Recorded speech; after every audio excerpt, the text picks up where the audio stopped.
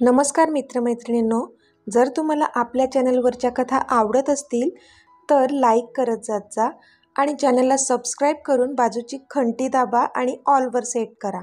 म्हणजे जेव्हा जेव्हा मी नवीन व्हिडिओ किंवा कोणतीही नवीन पोस्ट अपलोड करेन तेव्हा ती सगळ्यात आधी तुमच्यापर्यंत पोहोचेल. धन्यवाद. तर वळूया आपल्या कथेच्या पुढच्या भागाकडे. चाचू प्लीज चला ना, हा माझा फर्स्ट परफॉर्मन्स आहे, छोटी काया क्यूटपणे बोलली. मी आलो असतो बच्चा, पण चाचूला काम आहे ना, तो पण बोलला. तसं तिने तोंड पाडलं. ओके ओके, माझं काम लवकर झालं तर मी येईन. ओके, तो बोलला तशी छोट्या कायाच्या चेहऱ्यावर स्माईल आली. That's like a good girl, now bye and all the best. Amit तिच्या गालावर ओठ टेकवून बोलला आणि तिथून ऑफिससाठी पळाला. आता पुढे. रॉनी, अमितच्या हाताला काय झालंय? त्याने बँडेज का केलंय? जसं अमित गेला रीमांनी विचारलं. मॅम, ते काल चुकून बॉसच्या हातात ग्लास क्रॅक झाला. रॉनी खोटंच बोलला. ओके, डॉक्टर काय बोलले? रीमांनी विचारलं. काही सिरियस नाही आहे, बरं वाटेल त्यांना, असंच बोलले डॉक्टर. रॉनी बोलला. तशा रीमा रिलॅक्स झाल्या आणि मग रॉनी निघून गेला. जानू, आज आपल्याला संध्याकाळी स्कूलमध्ये जायचं आहे, लक्षात आहे ना तुझ्या? आशूने विचारलं. हो आहे लक्षात, मी लवकर येण्याचा प्रयत्न करेन, जानू बोलली. जानू, मला तुला काहीतरी सांगायचं आहे, आशू अडखळत बोलली. हो बोल ना आशू, जानू तिची ऑफिसची पर्स भरत बोलली. नाही, आत्ता नाही, निवांत वेळ असेल तेव्हा सांगेन, महत्त्वाचं आहे, आशू खाली नजर ठेवून बोलली. आशू, काही सिरियस आहे का? जानूने काळजीने विचारलं. नाही अगं, सिरियस नाही, पण महत्त्वाचं आहे, इतकी घाई नाही आहे, आपण नंतर बोलू, आशू बोलली.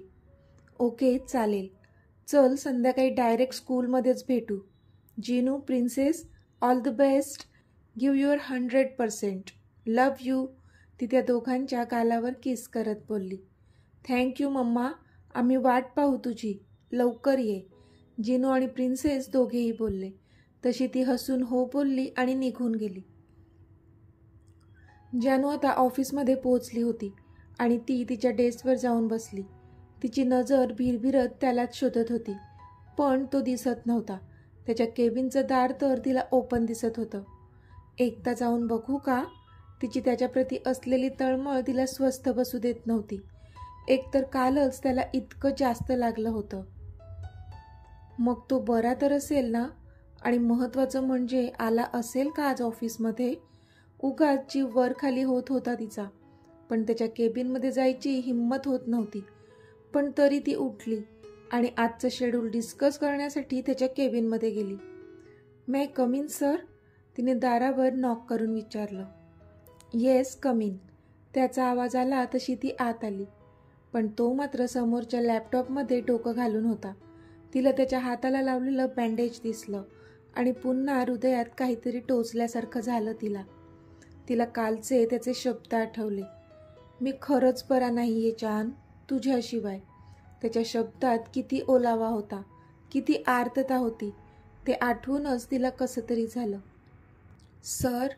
तिने त्याला आवाज दिला तसं त्याने नजर वर करून तिच्याकडे पाहिलं, पण फक्त एकच नजर, आणि लगेच नजर लॅपटॉपवर वळवली त्याने. येस स्पीकअप, तो बोलला. सर, ते आजचं शेड्यूल डिस्कस करायचं होतं, ती बोलली. नो नीड, जे काही असेल ते रॉनीला सांगा, आणि ह्यापुढे माझ्या केबिनमध्ये यायची काहीच गरज नाही आहे.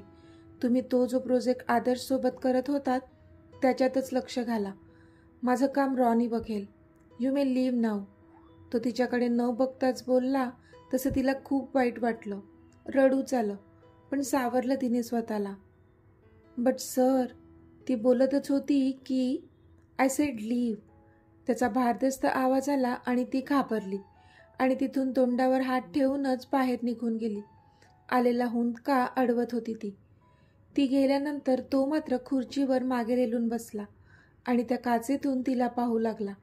ती रडताना दिसली त्याला. तसं त्याच्या पण हृदयात सर्र झालं, कारण तो कधीच तिला रडताना पाहूच शकत नव्हता. पण काल त्याने इतकी रिक्वेस्ट करूनही तिने तिचं रेझिग्नेशनचा निर्णय मागे घेतला नव्हता, म्हणून रागावला होता तो तिच्यावर. रागापेक्षा जास्त दुःख होत होतं त्याला. Boss, may I come in? रॉनीने बाहेरूनच विचारलं तसं कधीपासून तिच्या विचारात हरवलेला तो वास्तवात आला. येस, तो बोलला. बॉस, ते मोठ्या मॅमचा कॉल आला होता. त्यांनी संध्याकाळी नॅशनल स्कूलमध्ये यायचे ते तुम्हाला रिमाइंड करायला सांगितलंय, रॉनी बोलला. रॉनी, इथे कामं काय कमी आहेत का? आणि मॉम डॅड आणि किंजल पण तर जाणार आहेतच ना, मग मी कशाला हवंय त्यांना तिथे? अमित वैतागत बोलला. त्याची पूर्ण नजर जानूवरच होती. आता फक्त ती 4-5 दिवसच ह्या ऑफिसमध्ये असणार होती, म्हणून तिच्यासोबत जितका वेळ राहता येईल तितका वेळ राहायचं होतं त्याला, आणि म्हणूनच सध्या त्याचा पाय निघत नव्हता ऑफिसमधून. रॉनी बारकाईने सगळं पाहत होता. त्याला त्याच्या बॉसची अस्वस्थता कळत होती, पण तो ह्यावर काहीच करू शकत नव्हता, कारण त्याचा बॉसच त्याला काही हालचाल करू देत नव्हता. बॉस, ते जान्हवी मॅमने पण शॉर्ट लिव्हचा मेल HR ला केलाय. कदाचित त्या पण लवकर निघणार आहेत ऑफिसमधून, रॉनी बोलला. तसा अमित त्याच्याकडे पाहतच राहिला. म्हणजे त्याला अमितच्या मनाची अवस्था कळत होती की त्याच्या जानला बघण्यासाठीच तो ऑफिसमध्ये जास्तीत जास्त थांबण्याचा विचार करत होता, कारण रॉनीला माहीत होतं आजचं शेड्यूल काही एवढं टाईट नव्हतंच. बॉस आरामात लवकर निघू शकत होते. हां, पण त्यांना निघायचं नव्हतं ही वेगळी गोष्ट. रॉनी खरं तर घाबरला अमितच्या त्या लुकने, पण लगेच अमितने त्याच्याकडे पाहून एक हलकी स्माईल केली. तसा रॉनी स्वतःच शॉक झाला. ओके, संध्याकाळी जाऊया आपण स्कूल फंक्शनमध्ये, अमित हसून बोलला. असाही आता त्याची जान इथे नसणार होती, मग तो तिथे थांबून काय करणार होता? त्यापेक्षा कायाला केलेलं प्रॉमिस पाळूया असा विचार केला त्याने.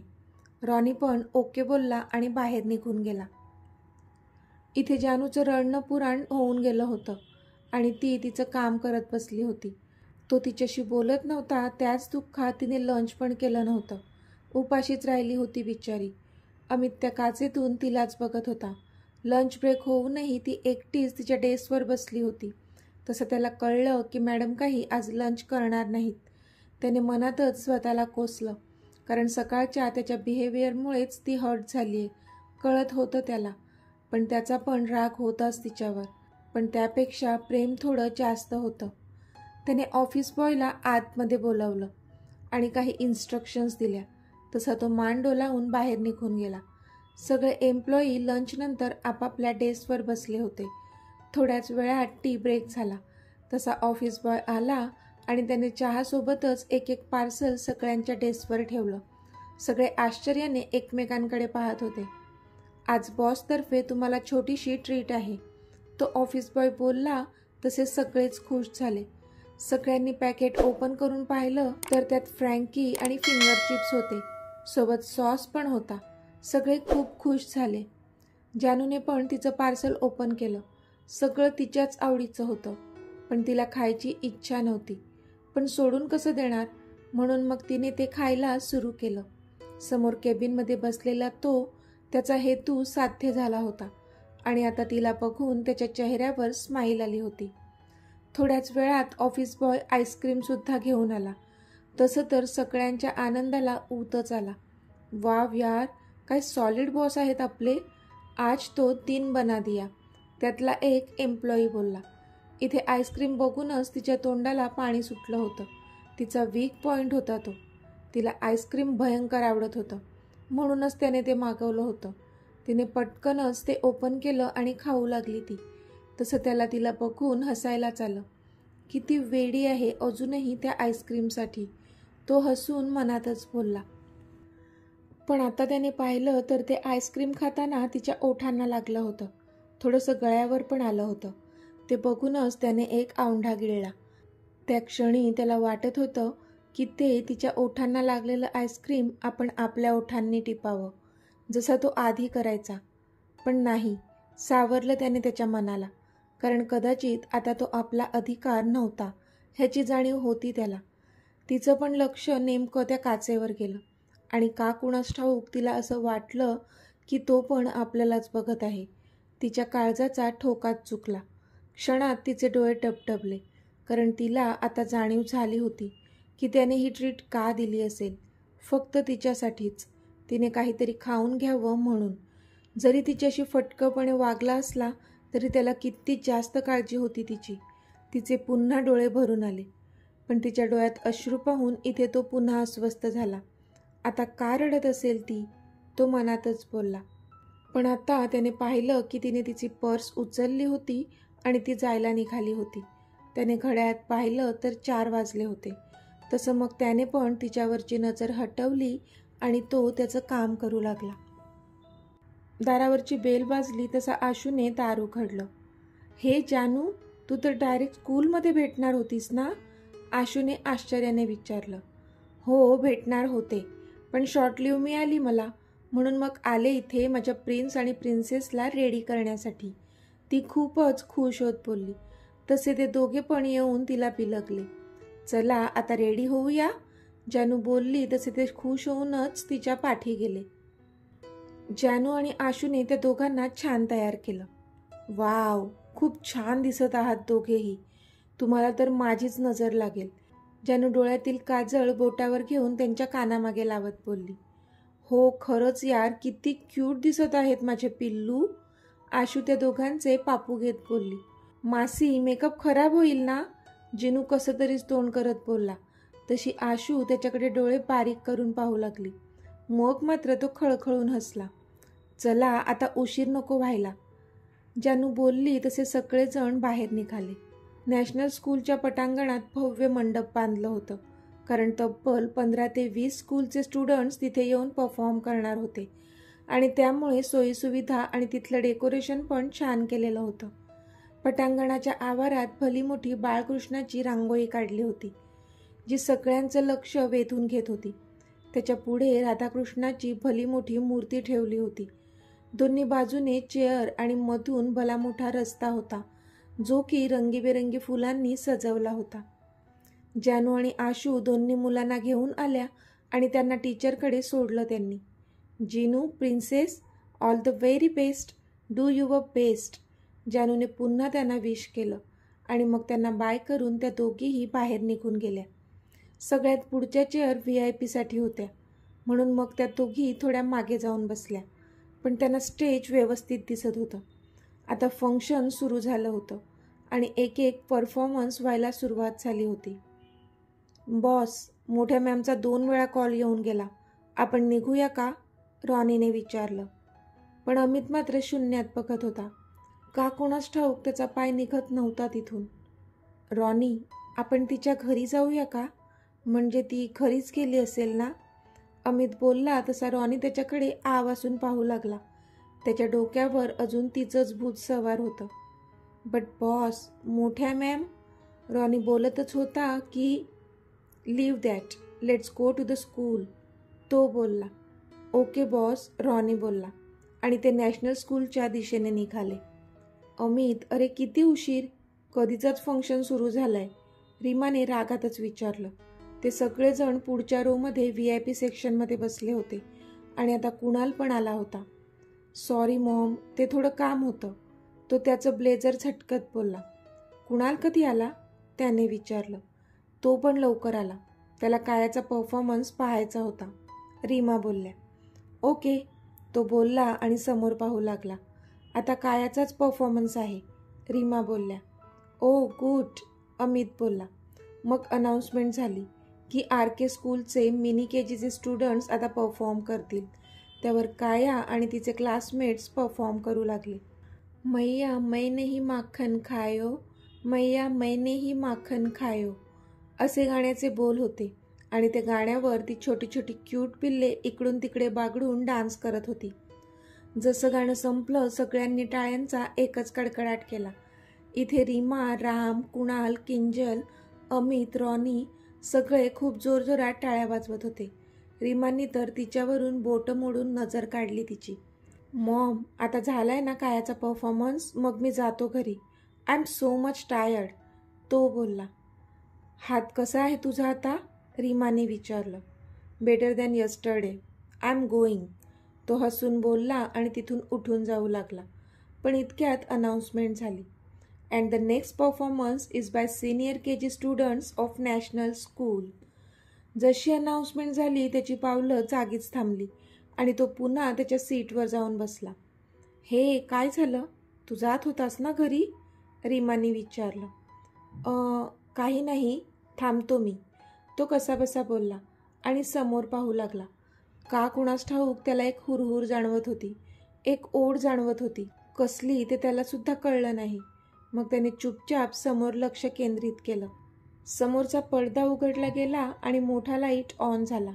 तर तिथे 5 कपल्स होते जे की आता डान्स करणार होते. त्यांच्याबरोबरमध्ये जिनू आणि प्रिन्सेस होते. दोघांनीही कृष्ण आणि राधाचा गेटअप केला होता. खूपच सुंदर दिसत होते ते. पण जशी अमितची नजर प्रिन्सेसवर गेली त्याचे हार्टबीट्स फास्ट झाले, खूपच फास्ट. तो तिला बघतच राहिला. इतकी क्यूट दिसत होती ती. आणि मग गाणं प्ले झालं. मधुबन में जो कन्हैया किसी गोपी से मिले, कभी मुस्काए कभी छेड़े कभी बात करे, राधा कैसे न जले, राधा कैसे न जले, आग तन मन में लगे, राधा कैसे न जले, राधा कैसे न जले. मधुबन में भले कान्हा किसी गोपी से मिले, मन में तो राधा के ही प्रेम के है फूल खिले, किस लिए राधा जले, किस लिए राधा जले, बिना सोचे समझे, किस लिए राधा जले, किस लिए राधा जले. दोघेही भान हरपून नाचत होते आणि खूप छान डान्स करत होते. पूर्ण ऑडियन्स फक्त त्यांचा डान्स पाहण्यात गुंग झाली होती. इतका सुरेख डान्स ते करत होते. जानू आणि आशू पण खूप खुश झाल्या होत्या. अमित तर भारावून गेलेला त्या दोघांना पाहून. जसा टाळ्यांचा कडकडाट झाला तसा तो भानावर आला आणि जोरजोराने टाळ्या वाजवू लागला. रीमा पण त्याच्याकडे पाहतच राहिल्या, कारण त्याच्या चेहऱ्यावर खूप मोठी स्माईल आली होती.